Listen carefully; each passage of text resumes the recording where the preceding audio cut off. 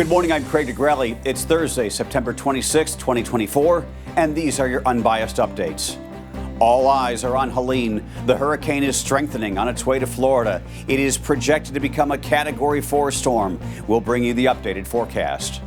And before Ukrainian President Zelensky's visit to the White House today, we have a preview of the victory plan he will share with President Biden. From the Straight Arrow News Studio, bringing the stories that matter to you from across the United States and around the world, these are today's Unbiased Updates. We begin this morning with the latest on Hurricane Helene, which is barreling toward Florida. The Category 1 hurricane expected to rapidly intensify before making landfall in Florida's Big Bend area this evening. Evacuation orders have been in place in multiple counties since yesterday, and the National Weather Service is warning, quote, a catastrophic and deadly storm surge is likely, 20 feet or more in some places. That's like a two-story building. The National Hurricane Center saying Helene is expected to be a major hurricane when it hits Florida, possibly even a Category 4 storm. Colleges and airports are now closed in parts of Florida. While the storm is expected to weaken after making landfall, meteorologists say its damaging winds will likely be felt well inland. A grand jury has indicted New York City Mayor Eric Adams on at least one federal criminal charge. Sources familiar with the matter told the New York Times. This comes as Adams has been under federal investigation for months over his alleged connection to Turkish officials and businessmen, as well as campaign donations he supposedly received. However, we do not yet know the exact charges that Adams will be facing. Once the indictment is unsealed, Adams will become the first mayor of New York City to face a federal charge while in office. Previously, Adams has denied any wrongdoing, saying it's political payback for his complaining about the migrant crisis in New York City. On Wednesday night, he vowed to stay in office and fight the charges. Enough.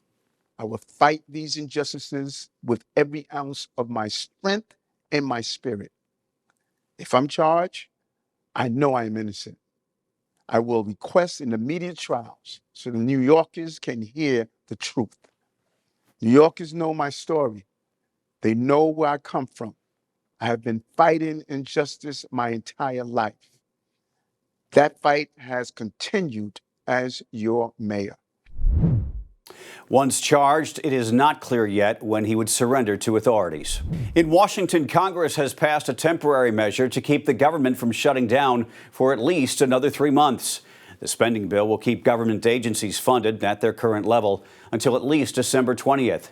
It also sets aside an extra $231 million to bolster the Secret Service in the wake of 2 assassination attempts on former President Donald Trump. Republican House Speaker Mike Johnson claimed, in many senses, his hands were tied. While continuing resolutions are never ideal, none of us like them, it's not a way to run a railroad, it allows Congress to continue serving the American people through the election. This is not the House's fault, it's the Senate's fault. They passed not a single appropriations bill, so there was nothing for the 2 chambers to negotiate in the end, and there was no agreement on the top-line spending number. So we had no choice.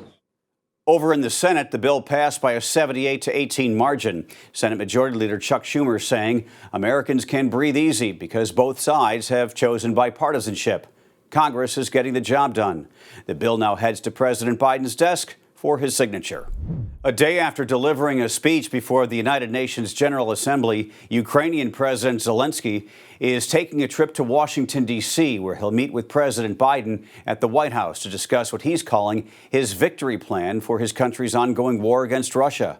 While the specifics of the plan are still unknown, the Associated Press reports it includes the guarantee of NATO membership for Ukraine and permission to use long-range weapons to strike deep inside Russian territory. The plan also will seek to bolster Ukraine's defenses and increase sanctions against Russia. On Wednesday, President Biden met with Zelenskyy on the sidelines of the UN, where the White House says Biden informed Zelenskyy he will be directing a surge of security assistance to Ukraine. While in Washington, Zelenskyy is also scheduled to meet with Vice President Kamala Harris and a group of bipartisan senators. Zelenskyy was expected to meet with former President Donald Trump this week, but reports are now saying that is no longer likely. At a campaign stop in North Carolina, Trump said Ukraine is now absolutely obliterated due to the war. And now to talks on a ceasefire in the Middle East. This one between Israel and the Iran-backed militant group Hezbollah in Lebanon. The U.S. calling for a 21-day ceasefire across the Israel-Lebanon border.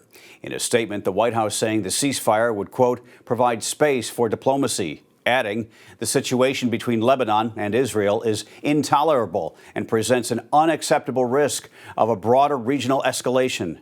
The deal is supported by American allies, including Australia, Canada, France, Germany, and Saudi Arabia, the UK, and Qatar.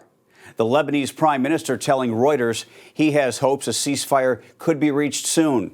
But the fighting continued overnight as the Israeli army says it struck 75 Hezbollah targets, including storage facilities for weapons. This followed strikes on Wednesday that killed at least 72 people, according to the Lebanese health ministry. There are also reports that Israel is now preparing to launch a ground assault.